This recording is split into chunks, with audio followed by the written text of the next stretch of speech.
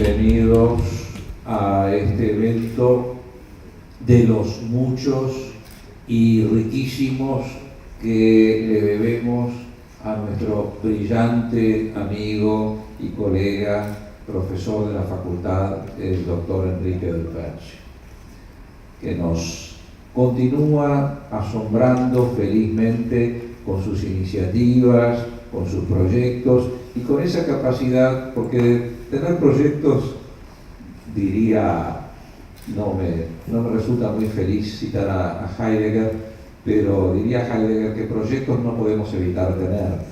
Todos los tenemos, querramos o no, pero la gran diferencia es que algunas personas tienen la capacidad de realizar los proyectos y algunas personas realizan malos proyectos, como los amigos de Heidegger, y otras personas realizan buenos proyectos, como el doctor del Percio. Así que qué bueno estar en el momento en que uno de esos buenos proyectos se está realizando. Y nos acompaña, tenemos el enorme honor de que esté con nosotros, el señor vicedecano de nuestra facultad, el profesor doctor Marcelo Gebhardt, a quien entonces le cedo la palabra, pero pidiendo por favor que lo recibamos con un muy fuerte aplauso. Gracias.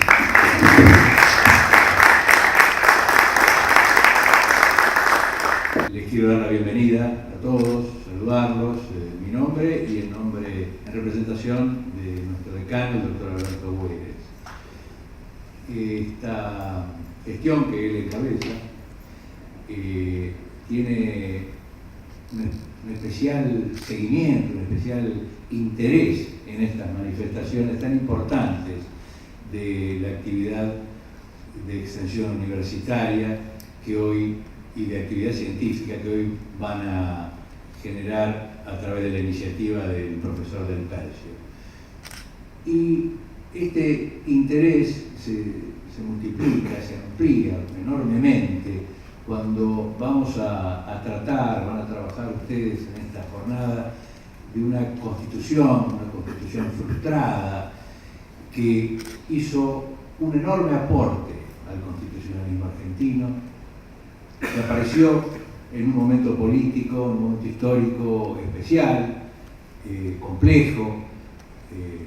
Todos dirían que todos los momentos políticos son especiales y complejos, y creo que a las pruebas nos podemos remitir abriendo los diarios de hoy nomás.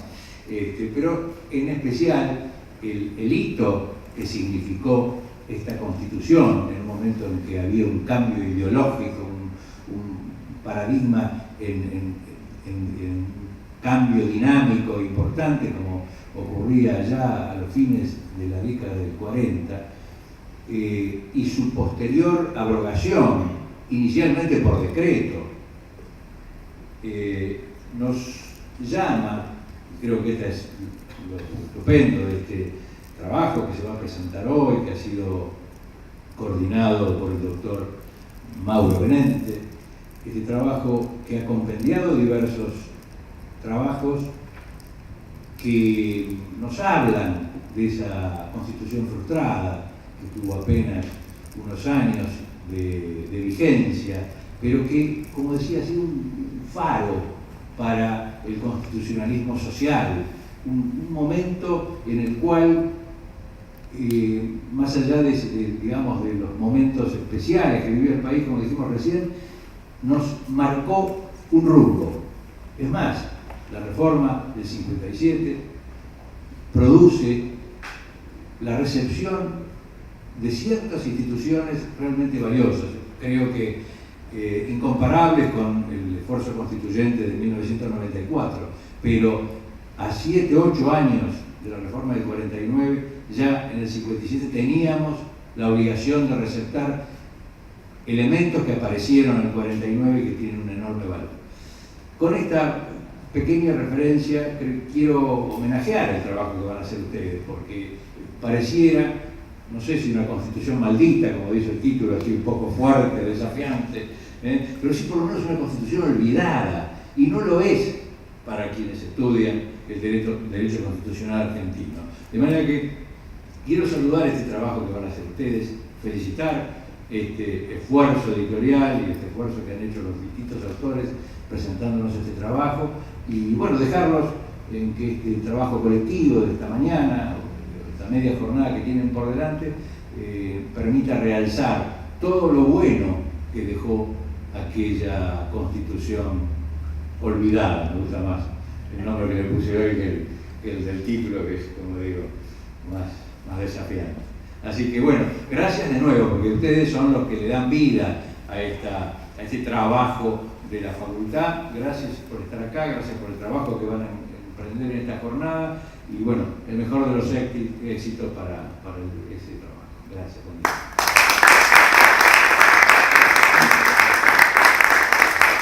El doctor Federico Ortega, al cual le pido que lo recibamos con un muy fuerte aplauso.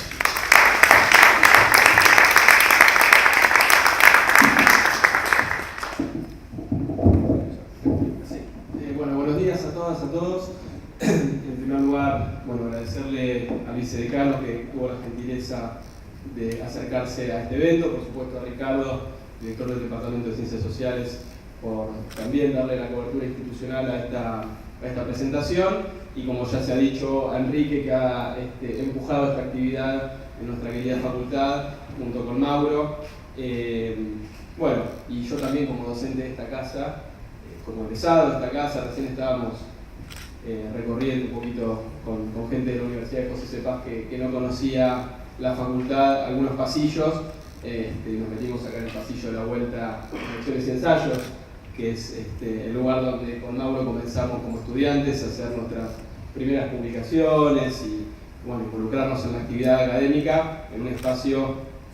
Si hay estudiantes aquí que no saben lo que es lecciones y ensayos, búsquenlo acá a la vuelta. Y es un espacio extracurricular que a veces no está tan difundido en nuestra facultad, y es un espacio de pensamiento, de discusiones, de producción académica también desde una temprana edad como estudiantes, que a muchos de nosotros nos ha marcado, y bueno, y también de amistades, ¿no? Así que es muy lindo para mí, no solamente por ser egresado y docente de esta casa, venir en carácter de rector de otra universidad, de la Universidad Nacional de José C. Paz, que tal vez algunos de ustedes la escuchan mencionar por primera vez. Entonces, antes de hablar un poquito del libro y la editorial de nuestra universidad que lo editó, me parece que ameritaría dar un poquito de contexto acerca de cuál es la institución en la que se produjo este libro que estamos presentando hoy.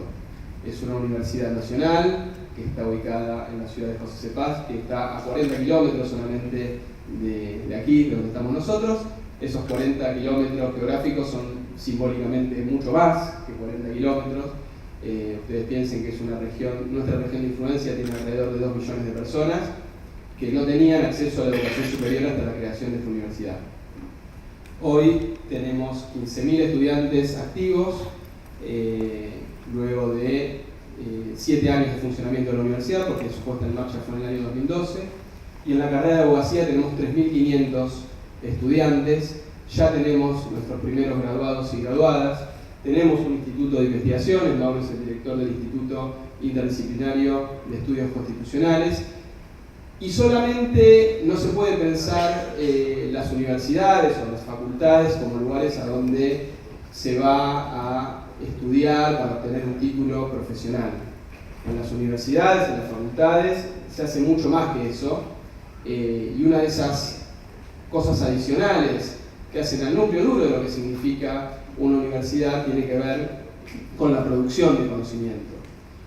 Y en este proyecto de Mauro, de Enrique y de otros colegas que han participado en el libro La Constitución Maldita, en este proyecto encontramos, más que el olvido, nosotros preferimos referirnos a la maldición, tal vez después se profundiza un poquito en esta intertextualidad con la que juega el título, que es la famosa frase de Cook, de que el peronismo es el hecho maldito de la política argentina y sobre todo de las clases dominantes de la República Argentina, porque vino, como recién decía el vicedecano, a romper un paradigma ideológico dominante, pero no romperlo solamente de las ideas, sino sobre todo romperlo desde la praxis política, y eso es lo que más molesta. Por eso el peronismo molesta, porque no solamente son ideas de un país diferente, sino sobre todo la posibilidad de la puesta en marcha.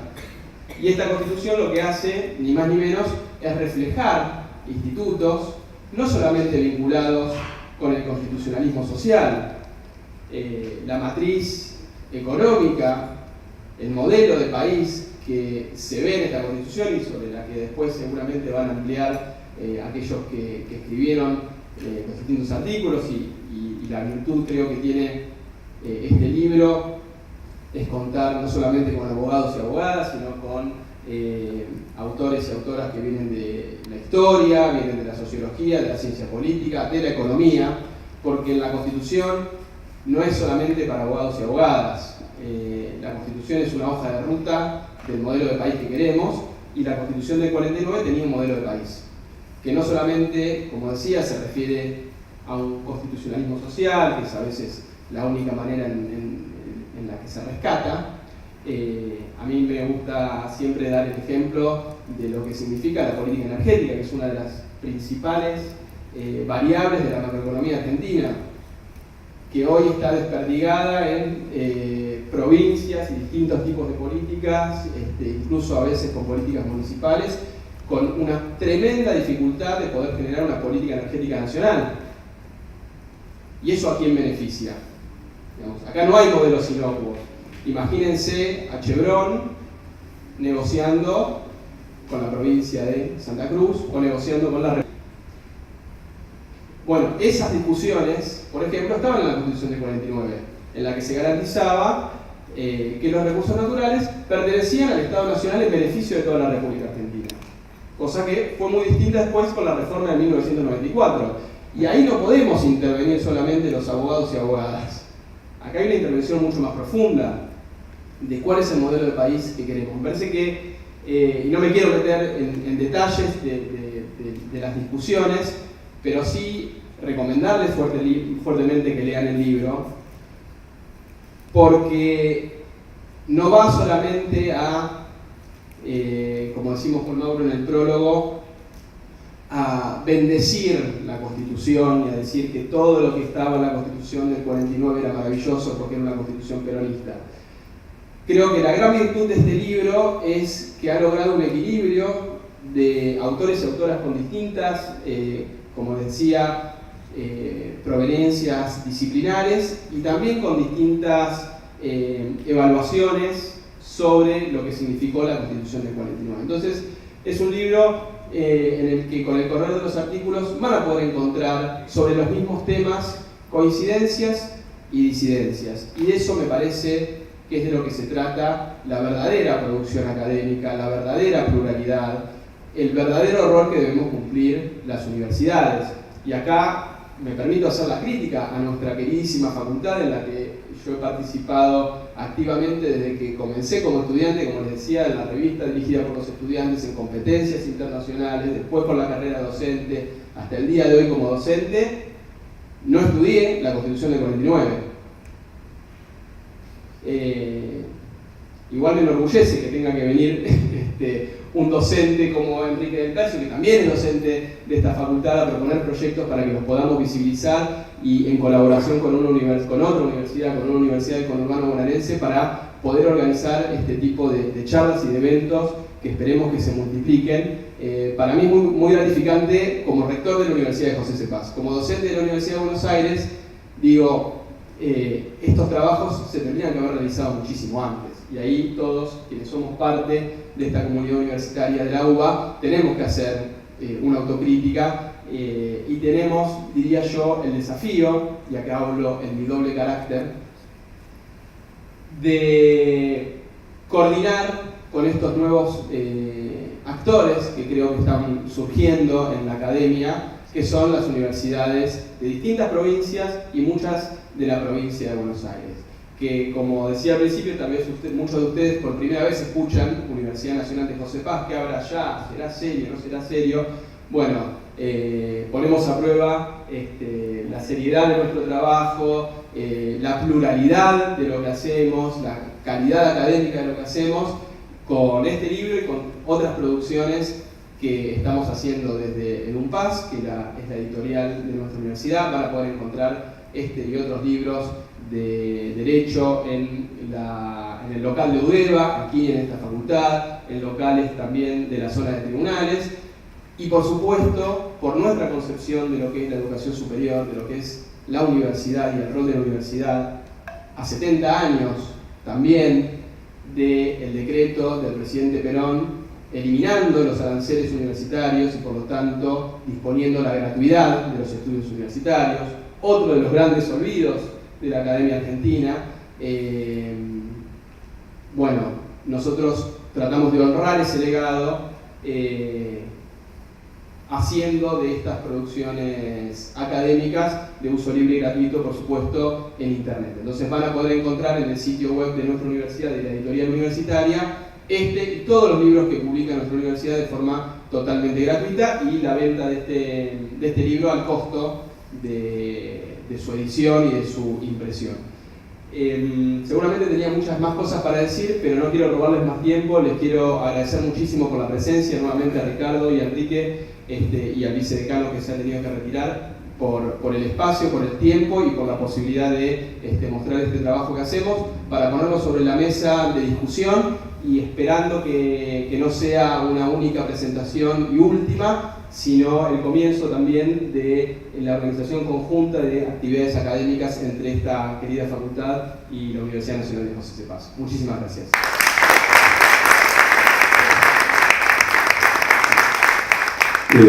Bueno, muchísimas gracias, señor rector. Ciertamente creo que nadie habría ninguna duda sobre el prestigio y la seriedad del UNPAS, pero aparte, bueno, después de escuchar qué excelente rector tienen y conocer las figuras de profesores como Mauro, como Enrique y tantas otras y otros que allí están, por cierto, estamos seguros de la excelencia que tiene esta universidad.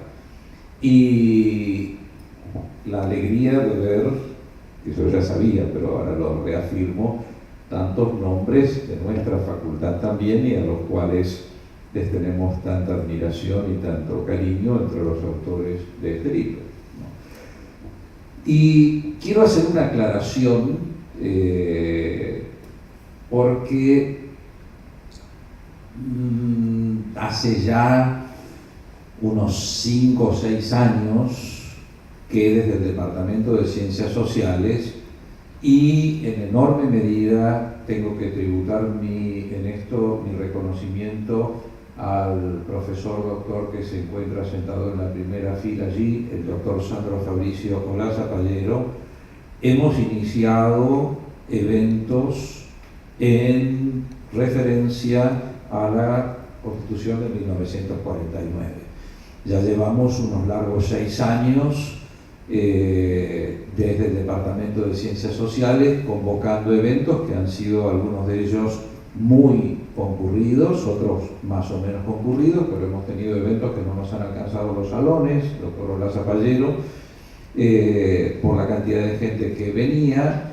Y me acuerdo siempre el primero de todos, donde vinieron chicos y chicas de algunas agrupaciones de línea peronista de la facultad, y me acuerdo la emoción que tenían y la alegría con la que vinieron a darnos un beso después al terminar. Y lo interesante es que creo que ninguno de los expositores era peronista, ¿no?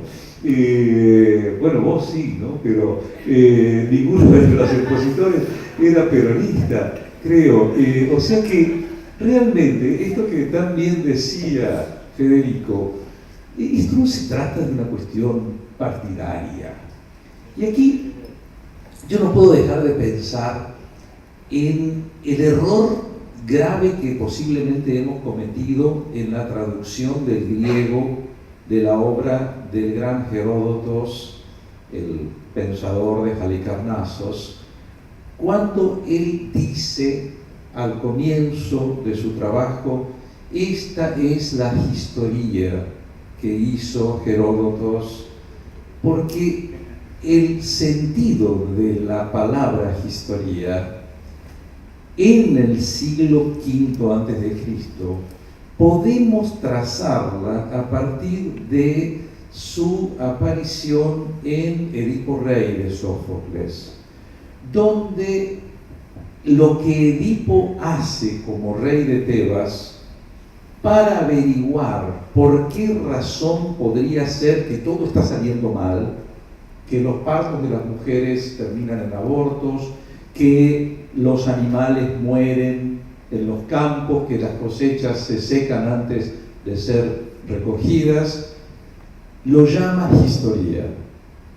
Y cuando el resultado de las investigaciones, el interrogatorio de los testigos, empieza a arrojar el terrible resultado de que el verdadero responsable, sin saberlo, de ese desastre es el mismo rey, por haber matado a su padre y haberse casado con su propia madre y haber tenido 4 hijos con ella, el siervo al que están interrogando le dice, y voy a hacer una traducción no libre pero directa, le dice: no histories más.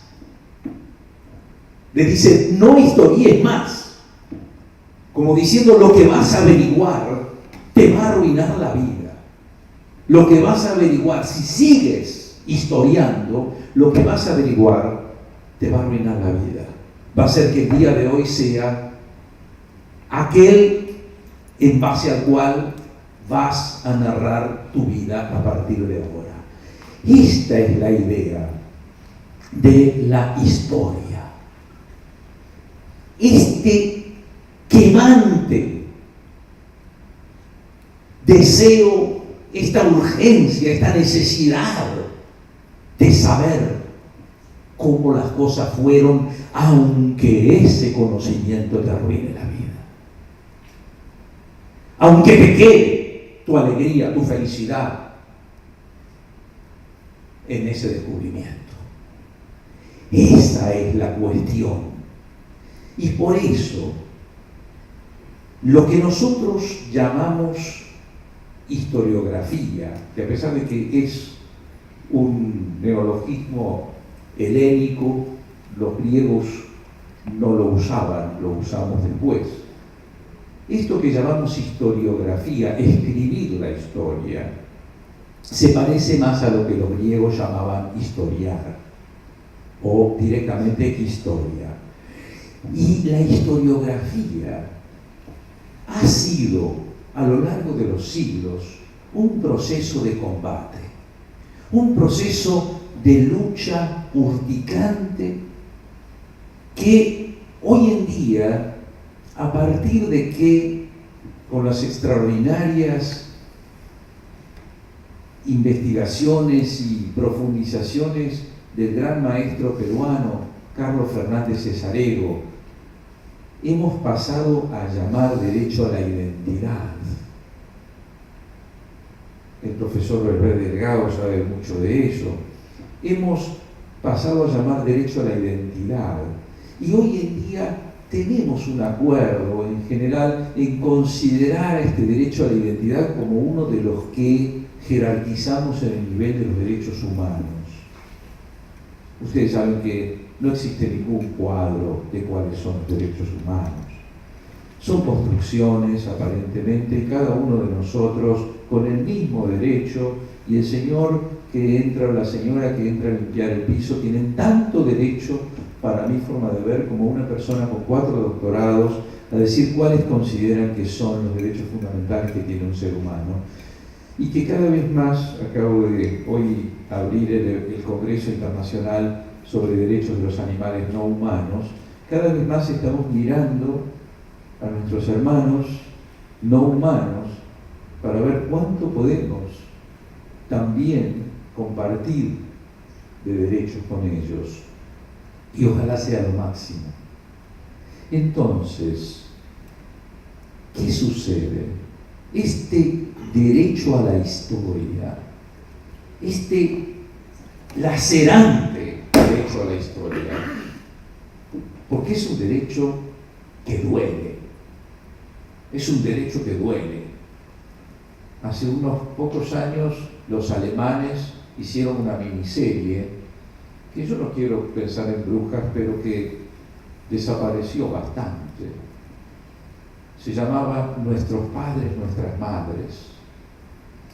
Y estaba basado en la Alltagsgeschichte-Schule, la escuela de la historia de todos los días, que fundamentalmente se desarrolló en la Universidad de Essen en los años 90, con cultivadores como Detlef Peukert y demás, que empezaron a trabajar y decir, bueno, queremos saber cómo era la Alemania de la época de Hitler,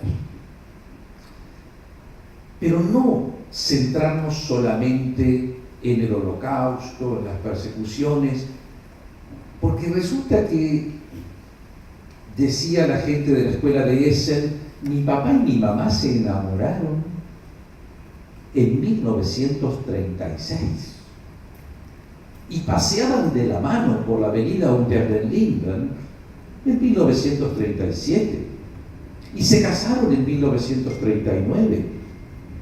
Ya veo la fotografía, papá con el uniforme de la Wehrmacht, mamá que estaba trabajando en una fábrica en ese momento de armamento. Es doloroso conocer la historia. Muchas veces, hoy en día, jóvenes argentinos preguntan a sus padres, papá, mamá, en el año 76, 77, ¿qué hacías tú? ¿Qué hacías tú? Porque me he enterado que en Argentina miles de personas desaparecían, eran secuestradas, violadas, torturadas, arrojadas al Río de la Plata, niños eran llevados de sus familias. ¿Pero tú qué hacías? Y en muchos hogares argentinos, esa es una pregunta maldita. Esa es la pregunta que muchísimos padres esperan que nunca les hagan los hijos. Y por supuesto la respuesta será muchas veces la fácil respuesta de los alemanes. Ay, yo no sabía que pasaban esas cosas. Me enteré después. Pero ese Esquivel estaba diciéndolo en todos lados. Y era Vox Populi. Y todo el mundo veía los falcons verdes. Y todo el mundo sabía de alguien chupado, decíamos los jóvenes en esa época. Todo el mundo sabía de alguien chupado. ¿Y tú qué hacías? ¿Y tú dónde estabas? Y cuando las madres de Plaza de Mayo empezaron a dar su vuelta, ¿tú ibas? ¿Marchabas con ellas? ¿Qué hiciste el día que la multitud se reunió para dar vítores al presidente, entre comillas, Galtieri? ¿Estabas tú en la Plaza de Mayo vitoreando a Leopoldo Fortunato Galtieri porque Argentina había recuperado las Malvinas? La Constitución de 1949 es parte de nuestra historia lacerante. Es una exigencia, una necesidad conocerla.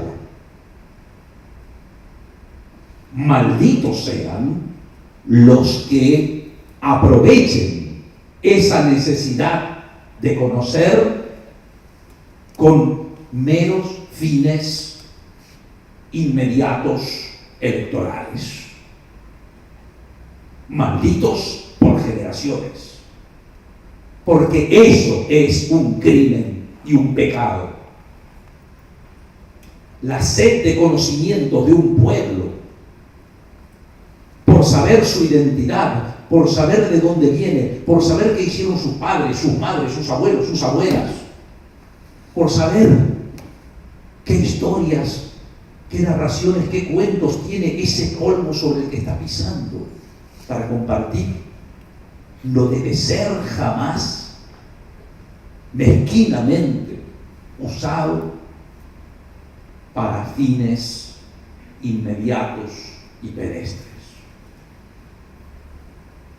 Debemos preservar, cultivar y cosechar nuestro pasado compartido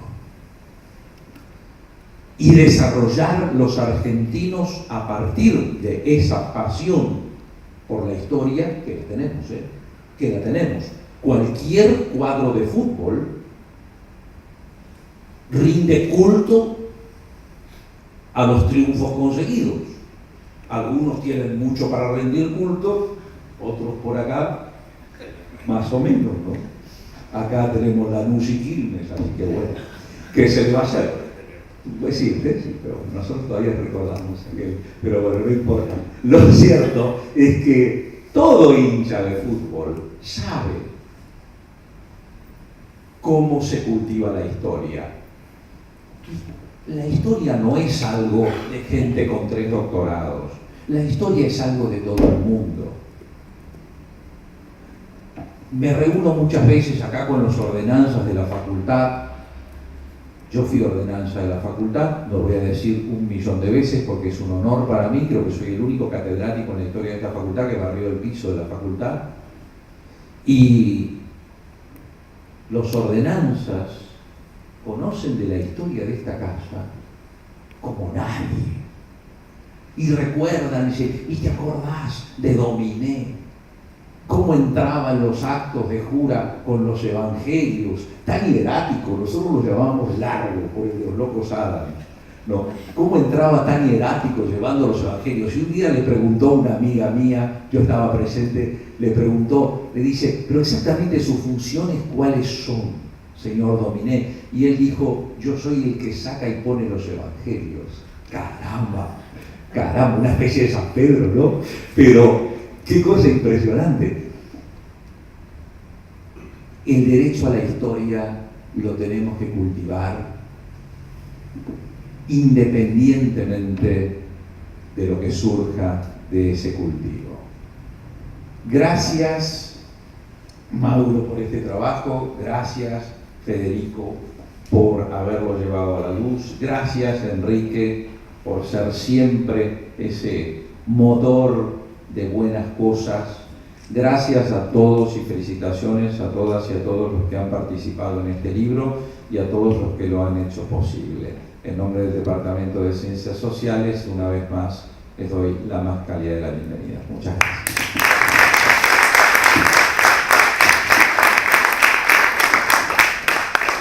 Muchísimas gracias, querido Ricardo. No es por devolver elogios, ni muchísimo menos, 40 años de amistad no se eximen de esto, sino porque realmente este tipo de actividades comenzaron a darse hace 5 años. ¿Cuándo asumiste vos la dirección? 8 años, la pelota. 8 años, tan rápido pasó el tiempo, mirá vos. 8 años y realmente a partir de ahí es que hemos podido empezar a trabajar y esos proyectos que uno muchas veces, no, parecían, sí, bueno, igual son más, no, claro, 6 y algo, sí. Bien, la cuestión es que realmente, sin el dinamismo, sin el empuje de Ricardo, este tipo de cosas sería imposible. Pero además, sin la discusión cotidiana con un querido amigo con el cual alguna vez decíamos, no estamos de acuerdo en nada, excepto en lo fundamental, ¿no? Es una de las cosas lindas de esta amistad. Me quedé con muchas ganas de meterme con el tema de la historia y Nietzsche, ¿no? Pero no lo voy a hacer por el homenaje a la brevedad, simplemente señalar que sí voy a reivindicar, a pesar de lo que nuestro querido amigo vicedecano gloriosamente reinante, Marcelo, había planteado con respecto a que sería más olvidada que maldita. Yo sigo pensando que es más maldita que olvidada, porque no es un olvido casual. Yo estudié acá en la época de la dictadura, estudiábamos en la época de la dictadura, dimos 2 derechos constitucionales y en ninguno de los 2 derechos constitucionales se hablaba de la Constitución del 49. Algunos tenían un manualcito en donde, digo esto sobre todo para que hay muchos amigos que no vienen de derecho, había un manualcito donde en el pie de página decía: en 1949 hubo una reforma tendiente a perpetuar en el poder al tirano, no sé qué, y era todo lo que decía. Claro, uno pensaba que estábamos en dictadura. Van a ver acá un excelente capítulo donde justamente cuentan que ahora sigue pasando lo mismo.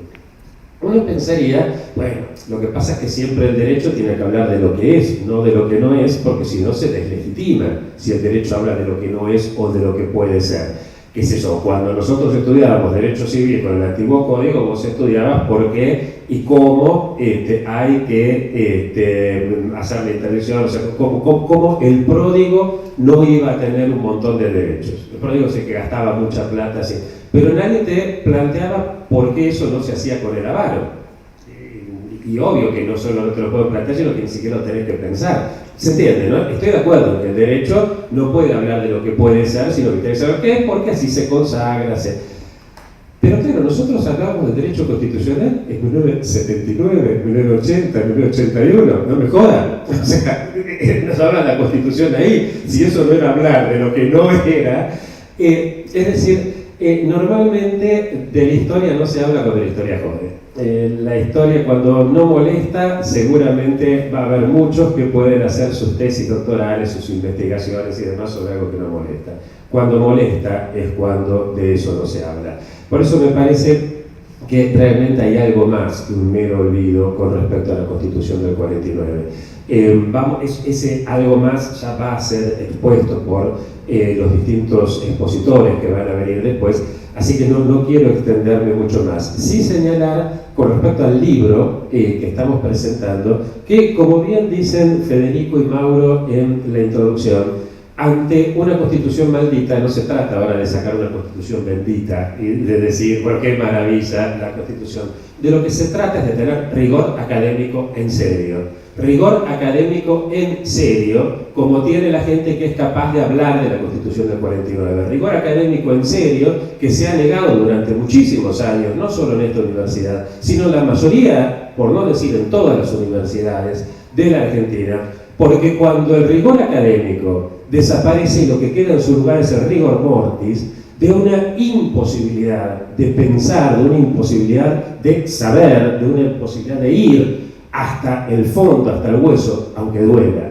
Por cierto, saber duele. Por cierto, es mucho más fácil decir, hace pocos días, un mes más o menos, me pidieron que firmara una declaración con un montón de intelectuales argentinos, que yo no sé si están intelectuales de todo, pero los prefiero antes que académicos. Entonces firmamos por el diálogo, se llamaba la conversación nacional, ¿no? La idea de que todos dialoguemos, y yo estaba de acuerdo en la declaración, estoy totalmente de acuerdo, firmo, salen varios medios al mismo tiempo, estoy en uno de los medios donde esto sale, se entrevista a 3 de los firmantes, y uno de los firmantes dice, claro, hay que dialogar entre todos, pero no se puede dialogar con aquellos que no aceptan la base mínima del diálogo, que es la aceptación de la Constitución. Si además, y dicen explícitamente, con el peronismo no se puede dialogar porque el peronismo nunca aceptó la Constitución. Y vos dices, oíme una cosa, ¿no se te ocurre pensar que si hay una Constitución legítima y legitimada por una enorme mayoría popular que es derogada por un bando militar, podés exigirle a ese 60 y pico % que había votado esa Constitución que crea y que apoye y que defiende una Constitución derogada por un bando militar? Parece poco serio. Y podés no dialogar con ese 60 y pico % simplemente porque no acepta decir, mirá, por lo menos recordemos que hubo otra Constitución. Una Constitución que es cierto que tuvo poco tiempo de vigencia, pero resulta que en los derechos constitucionales se habla de constituciones que, como la de Weimar, que no tuvo mucha más vigencia que esta, y sin embargo le dedicamos muchos capítulos, pero incluso en uno de los constitucionales, cuando yo estudiaba, se le dedicaba toda la materia a la Constitución de 1853-1860, que creo yo prácticamente nunca había tenido vigencia. En serio. Por ahí en alguna parte del periodo de Irigoyen, estoy hablando de antes del 83, ¿no? Es decir, si hay que fantasear, fantasiemos. Bueno, por esto y por muchas otras razones, creo que está muy bien elegido el título de una Constitución maldita. Y lo que quiero destacar particularmente es la seriedad académica con que se ha manejado tanto la Universidad de José C. Paz en particular, como Mauro en cuanto compilador, porque una de las cosas que cuando empezamos a conversar esto yo le pedía sí, a Mauro y que realmente lo ha desarrollado con creces. Estoy más que feliz de aquella charla que tuvimos en un café donde sí me parece que tenemos que hacer esto.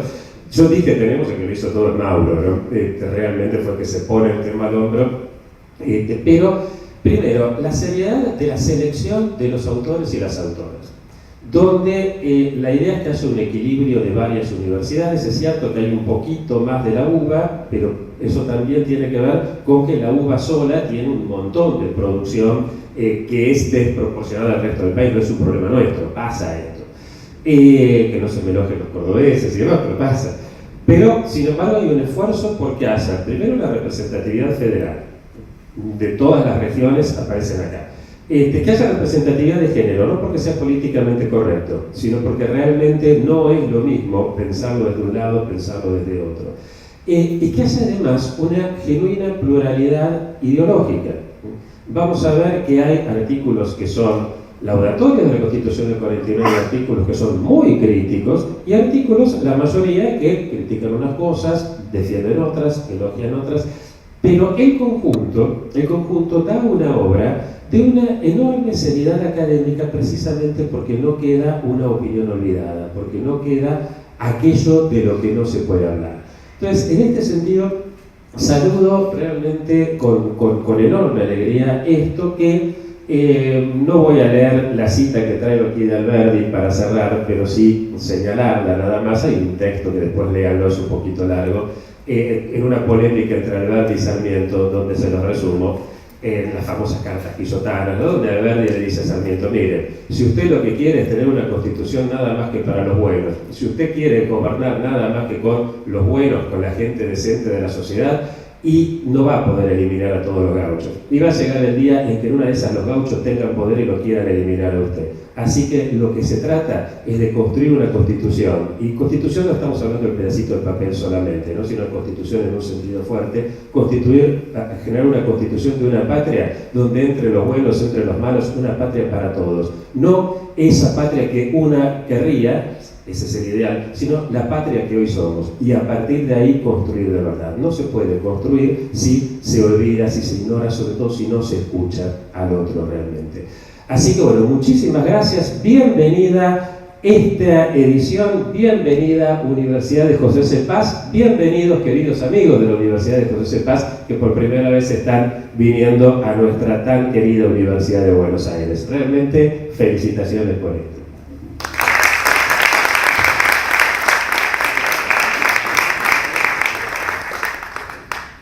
Muchísimas gracias, querido Enrique. Le doy una muy especial bienvenida al querido profesor doctor Eduardo Conesa, anterior director, brillante director del Departamento de Ciencias Sociales y excelente ex ya diputado nacional, ¿no es cierto? Y le paso la palabra a nuestro querido profesor del doctorado también de la Facultad de Derecho de la Universidad de Buenos Aires y brillante representante de la Universidad Nacional de José C. Paz, el doctor Mauro Benente, para el que pido un aplauso.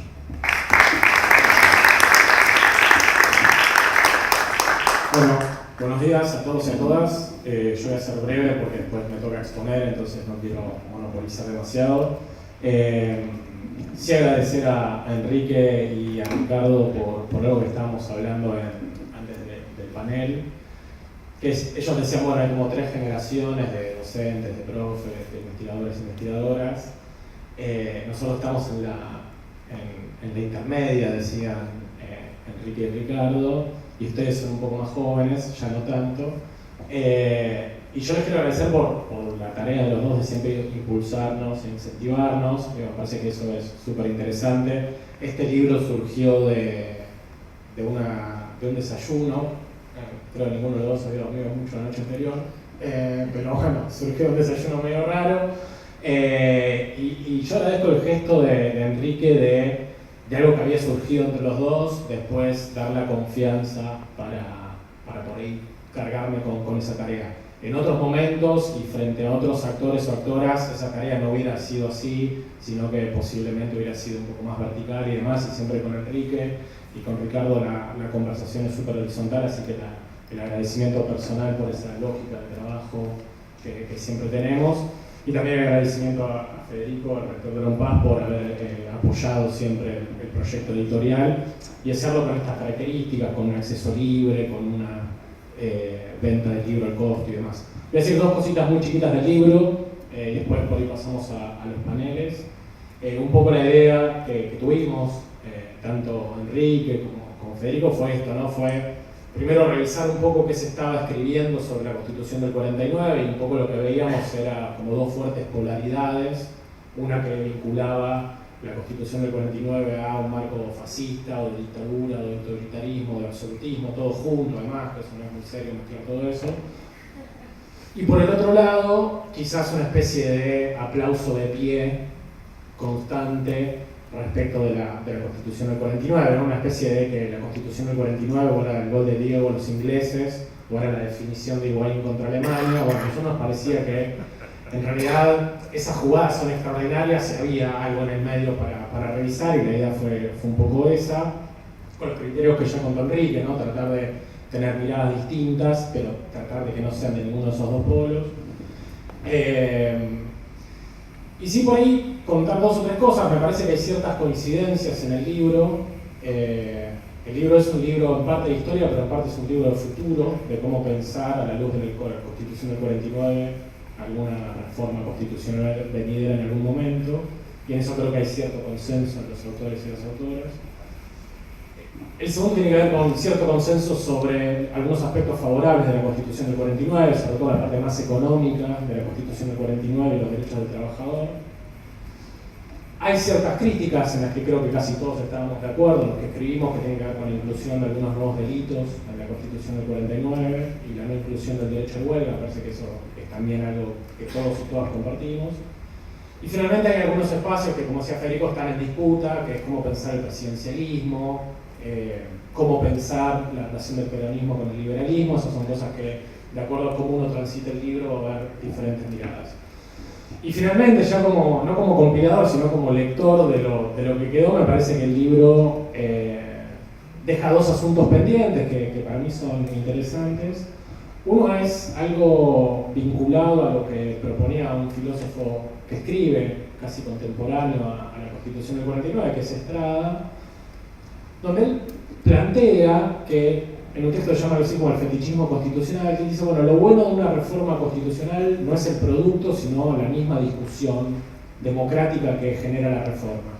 Entonces él decía algo así como, bueno, no importa si se reforma algo, quizás no se reforma nada, pero lo importante es que el pueblo discuta política y discuta qué diseño constitucional se quiere dar.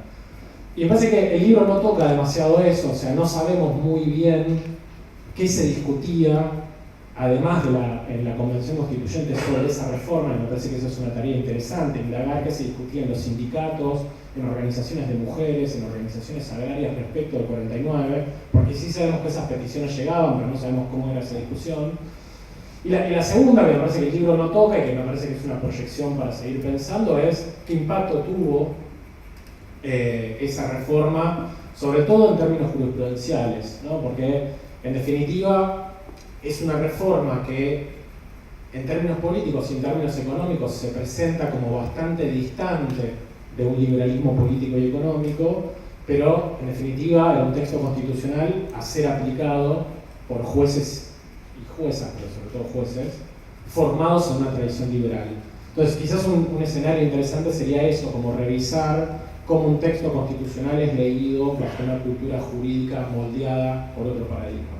Me parece que esos son dos temas que en el libro no ha quedado plasmado, y lo digo más como lector ahora que como compilador, y que me parece que puede ser una tarea como interesante para revisar ese futuro. Bueno, yo dejaría acá de hablar, así damos paso al siguiente panel, y nuevamente agradecer a Enrique y a Ricardo por la generosidad de siempre, y en particular por esta generosidad de haber organizado esta actividad en la facultad donde nos conocimos con Federico, somos docentes con Federico y le tenemos un gran cariño, aprecio y todo eso. Bueno, muchísimas gracias.